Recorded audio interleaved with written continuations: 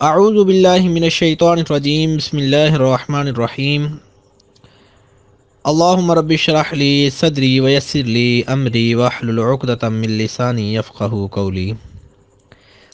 دوستو، آج جو ہمارا موضوع ہے وہ روزے کے بارے میں لوگوں میں پائی جانے والی 19 غلط باتیں، ایسی 19 غلط باتیں جن کی حقیقت کوئی نہیں، جن کا حقیقت کے ساتھ کوئی تعلق نہیں۔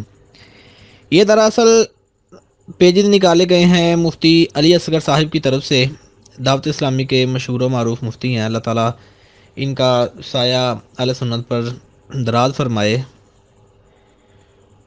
تو مین موضوع اور ٹاپک کی طرف آتے ہیں۔ جو پہلی عوام کے اندر پائی جانے والی غلط فہمی ہے وہ یہ ہے کہ الٹی آنے سے روزہ ٹوٹ جاتا ہے۔ حالانکہ مطلقاً الٹی آنے سے روزہ نہیں ٹوٹتا، بلکہ درست مسئلہ یہ ہے از خود کتنی ہی الٹی یعنی کہ آئے روزہ نہیں ٹوٹتا، البتہ خود قصدن یعنی جان بوجھ کر مثلاً انگلی وغیرہ منہ میں ڈال کر قے کی اور وہ منہ بھر ہو تو روزہ ٹوٹ جاتا ہے، لیکن یہ بھی اس وقت ہے جب کہ روزہ دار ہونا یاد ہو۔ اگر روزہ دار ہونا یاد نہیں ہے اور بھولے سے اس طرح کا معاملہ کر لیا تو اس صورت میں پھر روزہ نہیں ٹوٹے گا۔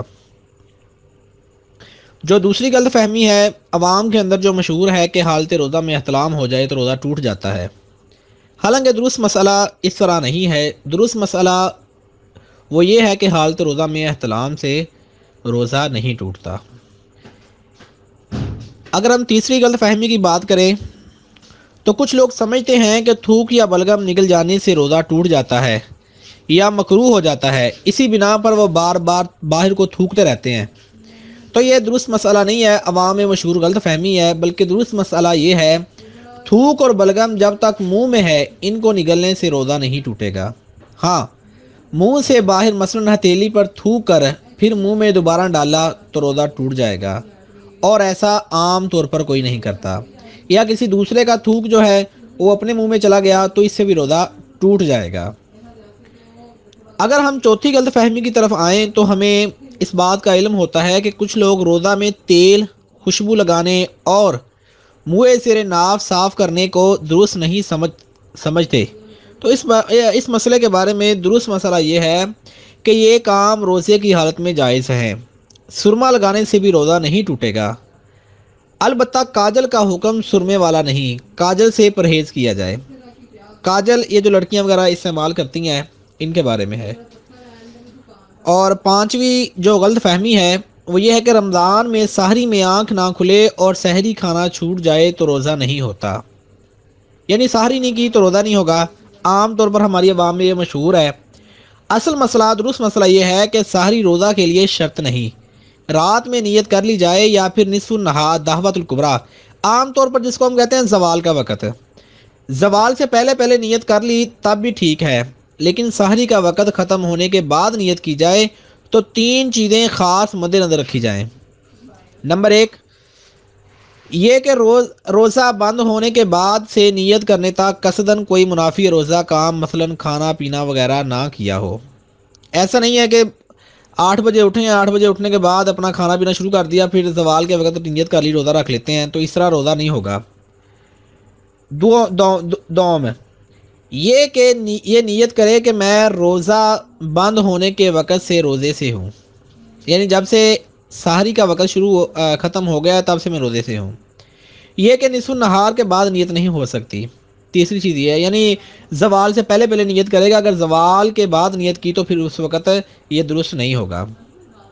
چوتھی غلط فہمی، رات میں غسل فرض ہو جائے تو اب روزہ شروع ہونے کے بعد کلی یا ناک میں پانی افطار کے وقت ہی ڈالیں گے۔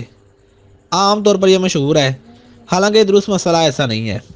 روزہ شروع ہونے سے پہلے کسی بھی وجہ سے غسل فرض ہو یا روزہ میں احتلام ہو جائے تو غروب آفتاب کا انتظار نہیں کریں گے۔ روزے کی حالت میں نہانا ہو تب بھی غسل کے تمام فرائض ادا کیے جائیں گے۔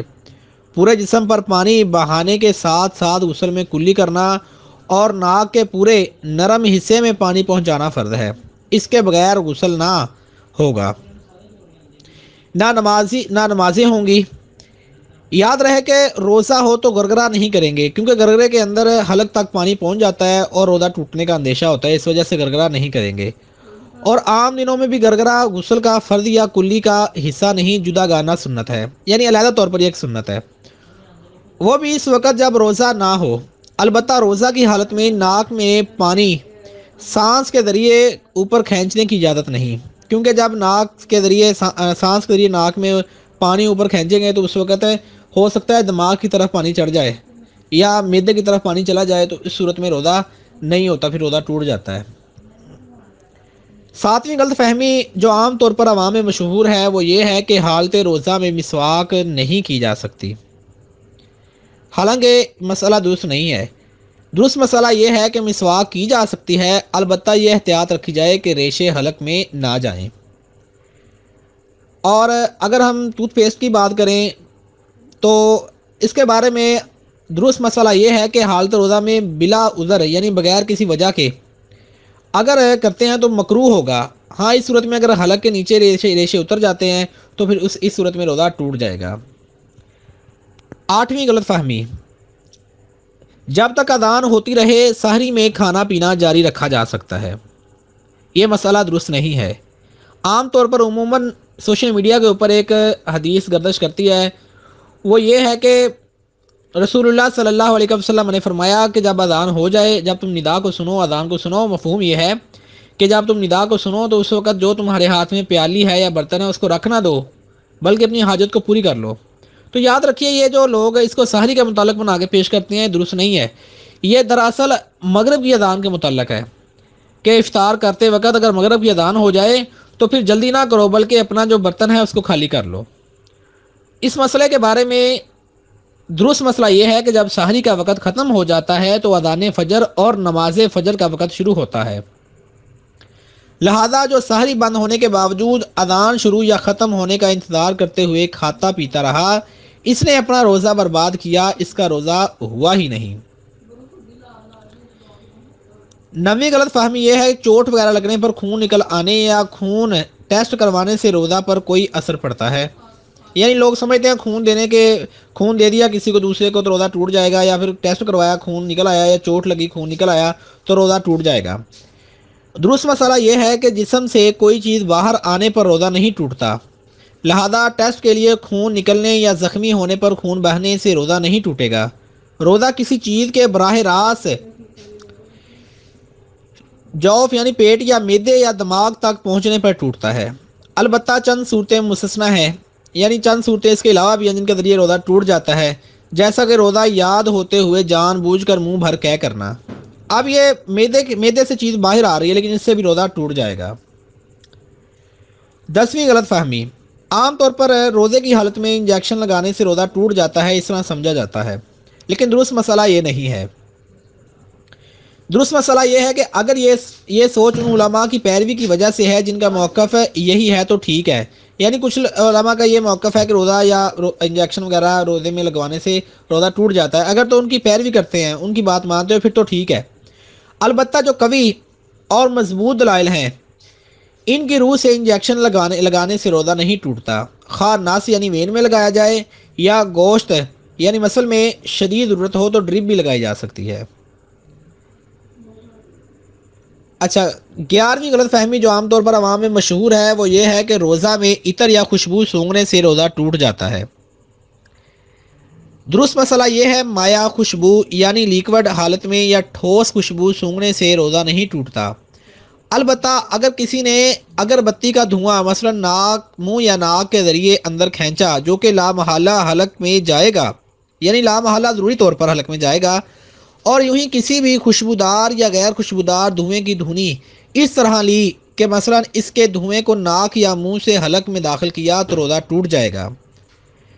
عام طور پر یہ سگریٹ کے بارے میں یا شیشہ عام طور پر یا فلیور وغیرہ سگریٹ کے پیتے ہیں لوگ، تو اس بارے میں یہ ہے اگر کش لگایا سگریٹ کا یا فلیور وغیرہ کا یا شیشے کا تو اس سے بھی روزہ ٹوٹ جائے گا۔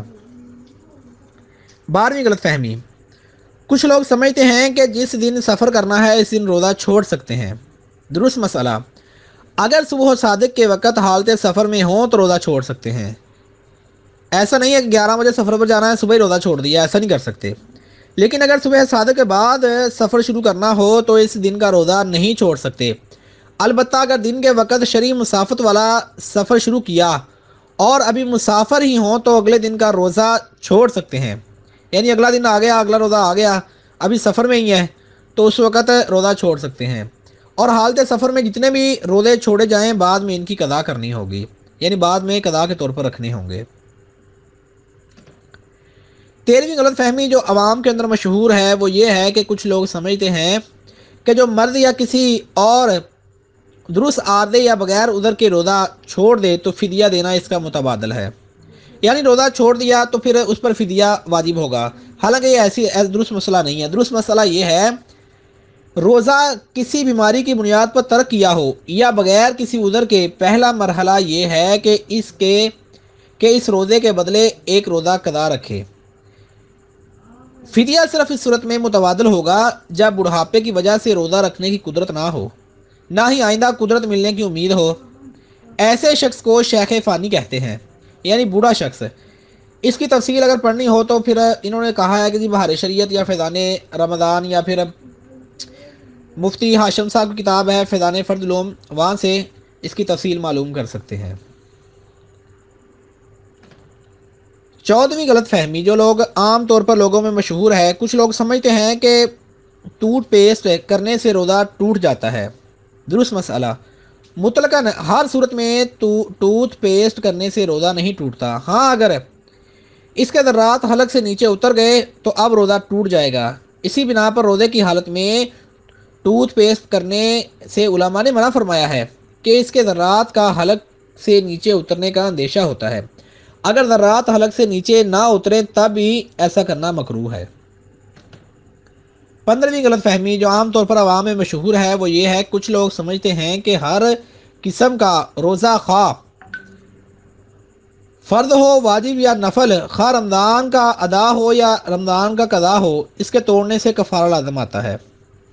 تو یہ مسئلہ درست نہیں ہے۔ اصل مسئلہ یہ ہے کہ ہر روزہ توڑنے سے کفارہ لازم نہیں ہوتا، بلکہ صرف رمضان کا ادا روزہ توڑنے سے کفارہ لازم ہوتا ہے، اور اس کی بھی مخصوص شرائط ہیں جو کہ کتب فقہ میں مذکور ہیں۔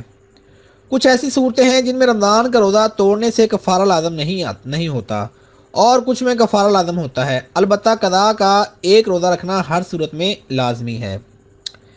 اس کی تفصیل یوں ہو سکتی ہے، بلکہ اس کی تفصیل کے لیے بہار شریعت یہ پڑھنا سب سے بہترین ہے۔ 16ویں غلط فہمی جو عام طور پر عوام میں مشہور ہے وہ یہ ہے کہ کچھ لوگ سمجھتے ہیں کہ روزے کی حالت میں ٹھنڈک کے لیے نہانا یا کلی کرنا مکروہ ہے۔ درست مسئلہ روزے کی حالت میں ٹھنڈک حاصل کرنے کے لیے نہانا یا کلی کرنا بلکہ بدن پر گیلا کپڑا لپیٹنا بھی مکروہ نہیں۔ ہاں اگر پریشانی ظاہر کرنے کے لیے گیلا کپڑا لپیٹا تو مکروہ ہے کہ عبادت میں دل تنگ ہونا اچھی بات نہیں۔ 17ویں غلط فہمی بعض لوگ سمجھتے ہیں کہ روزہ چھوٹ جائے جب بھی 60 روزے بطور کفارہ کے رکھنے ہوتے ہیں۔ درست مسئلہ روزہ چھوڑ دینے سے اس پر اس کی قضا لازم ہے، یعنی ایک روزہ قضا کا بعد میں رکھنا ہوگا، البتہ بغیر عذر شرعی روزہ چھوڑنا سخت گناہ کا کام ہے۔ ایسی صورت میں قضا رکھنے کے ساتھ ساتھ توبہ بھی کرنی ہوگی۔ 18ویں غلط فہمی کچھ لوگ سمجھتے ہیں کہ کلی کرتے ہوئے اگر غلطی سے پانی حلق سے اتر جائے تو روزہ نہیں ٹوٹتا۔ درست مسئلہ مطلقاً ایسا سمجھنا درست نہیں۔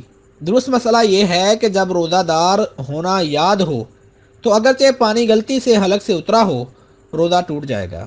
ہاں اگر روزہ دار ہونا ہی یاد نہ ہو تو اب اگرچہ جان بوجھ کر پانی حلق سے اتارے روزہ نہیں ٹوٹے گا۔ دوسرے لفظوں میں یوں سمجھیے کہ بھول کر کھانے پینے سے روزہ نہیں ٹوٹتا، لیکن بطور خطا کھانے پینے سے روزہ ٹوٹ جائے گا۔ 19ویں غلط فہمی بعض لوگ سمجھتے ہیں کہ حاملہ اور دودھ پلانے والی عورت پر روزہ فرض نہیں۔ درست مسئلہ اگر حاملہ اور دودھ پلانے والی عورت روزہ رکھنے پر قادر ہو تو اس پر بھی روزہ رکھنا فرض ہے۔